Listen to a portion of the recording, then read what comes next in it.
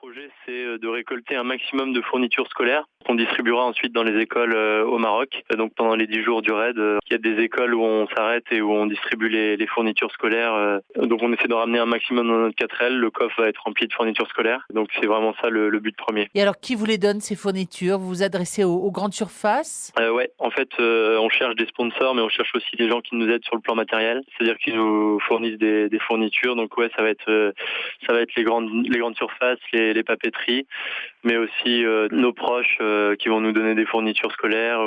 Ou par exemple là, on organise des stands dans les centres commerciaux et les gens peuvent nous donner des fournitures scolaires à la sortie du magasin.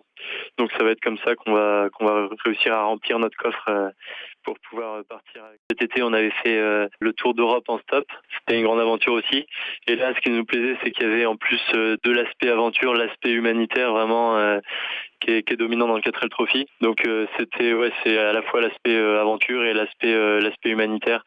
Et aussi le fait que ça soit un projet de grande ampleur qui nécessite une grande organisation. La préparation, c'est la recherche de sponsors, l'organisation d'événements et récolter des dons. Donc ça, c'est tous les moyens qu'on a pour financer notre projet. Mais la préparation, c'est aussi organiser toute l'aventure. Donc c'est surtout voir pour la voiture, pour la 4L. Là, on est en train de régler les derniers détails pour l'achat de la 4L. Il y a aussi l'inscription on doit s'occuper de l'inscription et de préparer toutes les fournitures nécessaires au raid. Donc voilà, c'est surtout ça l'organisation.